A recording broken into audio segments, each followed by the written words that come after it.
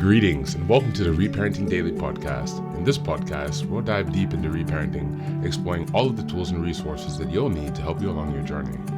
This podcast is divided into 3 sections. The first is a daily reading. The second is a discussion of the reading, followed by suggested journal prompts. And the last section is a peaceful meditation for closing.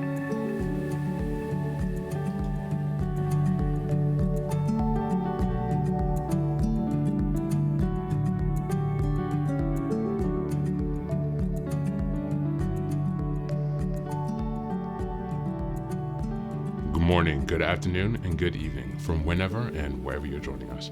I'm so glad you've joined us today on this journey of self-expansion and growth.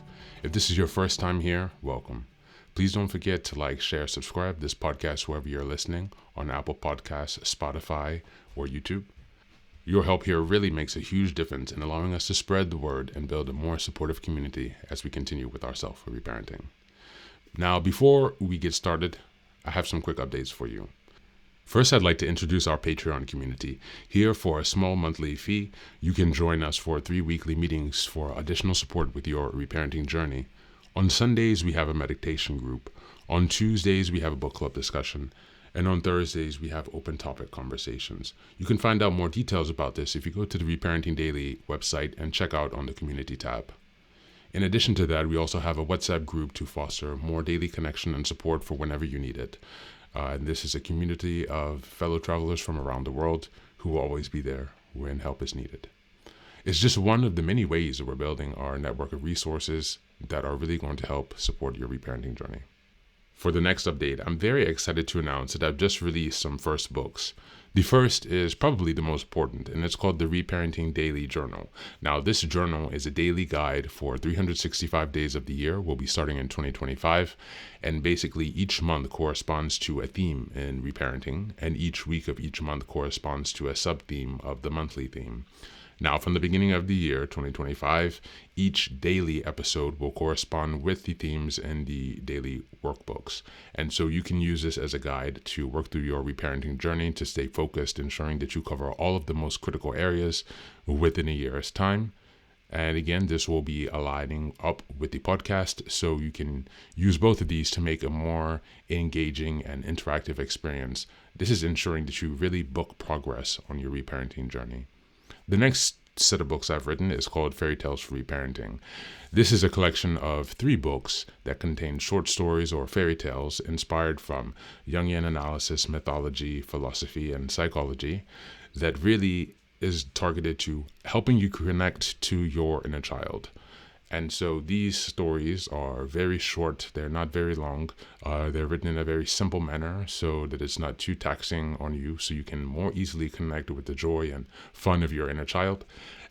More interestingly, however, is that at the end of each story, there's an analysis section that really analyzes the main themes and concepts within each story to provide encouragement and inspiration. Additionally, you will find corresponding journal prompts after each story and each analysis section to help you reflect deeper on how the themes of each fairy tale can be reflected and correspond to your own personal journey as you work towards self-expansion. You can find all of these books now available on Amazon, so go ahead and give us a look and give us some support. And as I've mentioned before, this entire process of reparenting and self-expansion is really about growth, iterative change, and continuous improvement. Much like the process of nurturing the bonsai tree, our reparenting journey requires our consistency and care. So many thanks for being here and for supporting this project, and also to committing on your journey of self-expansion. Now, without further ado, let's dive into today's practice. Today's reading is from the ACA Daily Meditation, and it's entitled Overly Responsible. Just as a reminder, in January, the theme is self-awareness and self-reflection. We're in week 4, and the theme is recognizing patterns of behavior. Week 4 is the 22nd to the 31st, by the way. And we're looking at this theme, overly responsible, because that is indeed one of the patterns of behavior that we have most likely adopted that's causing ourselves more stress and fueling our inner critic. As we go to the reading, overly responsible. Before finding recovery, we suppress our feelings and we weren't overly responsible. We tried to anticipate the needs of others and meet those needs so we would not be abandoned. Big Red Book, page 94. Many of us have focused all of our efforts on spouses, significant others, or children, trying to do everything possible to make them comfortable and happy. We may have spent so much time with our children and their friends that we were uncomfortably intrusive, because we feared abandonment. We may have sacrificed ourselves in an attempt to keep our spouse from becoming bored with us. These actions kept us from admitting, "I'm tired, I'm not interested, I don't have time." Eventually, we began to resent them. We deserved to do things we wanted to do, and our family members needed space to breathe, to make their own decisions, to make mistakes, and learn from them. With the process of reparenting, we finally get the message that it's okay to let loved ones do their own thing. It's okay to let them find happiness through their own actions, not constantly involving in their lives. Not being constantly involved in their lives does not mean they abandon us.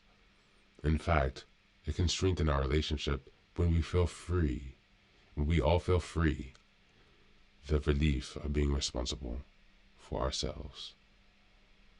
On this day, I will remember that I do not need to micromanage the lives of those close to me. They will not abandon me simply because I let them live their own lives. Thank you, and that's the reading for today.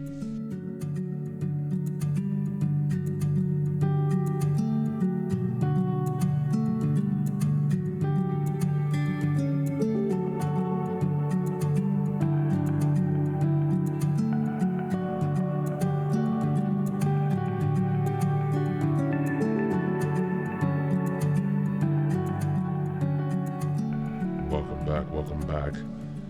I'd like to apologize for the slight speech impediment, guys. I have, again, as I told you, these braces on. It's about 6 months in, and my mouth is really getting cut up pretty bad, so I apologize for that impediment, and hopefully it's going to pass soon. But for right now, I have some cuts on my mouth that are really causing some pain, so excuse that.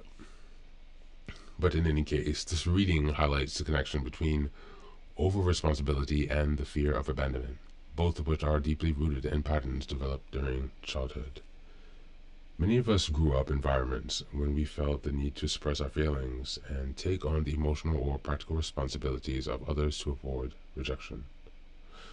Reparenting offers a pathway to unlearning these behaviors by reminding ourselves that our worth isn't tied to how much we do for others. It allows us to set boundaries, prioritize self-care, and trust that relationships built on mutual respect won't crumble if we stop overextending ourselves. Recognizing these patterns is a critical part of healing. This reading illustrates how being overly involved in others' lives can lead to resentment, exhaustion, and an extremely unhealthy dynamic. Recovery through reparenting and self-expansion shows us that it's not only okay, but extremely healthy to let others take responsibility for their own happiness. This shift empowers both ourselves and our loved ones to grow independently while strengthening the connection we share.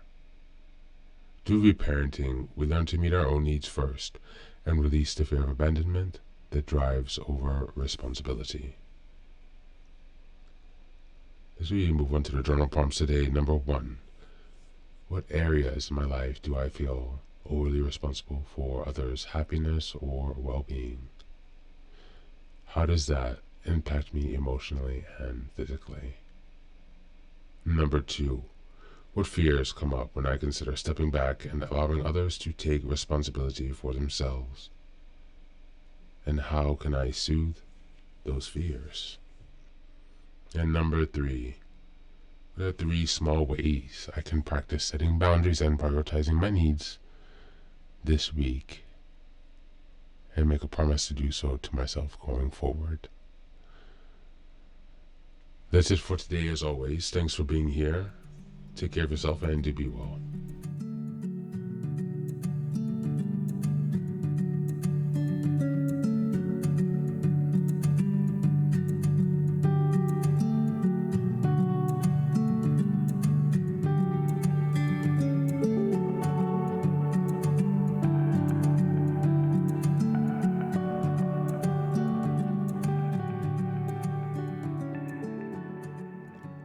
Welcome back. Now, this is the third and final section of the daily podcast.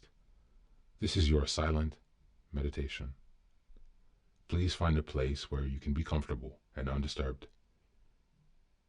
where you can relax and spend some time with yourself for this 10-minute silent meditation. You can choose to be sitting, standing, lying down, or in whatever position makes you comfortable today. Just take some time to listen to yourself.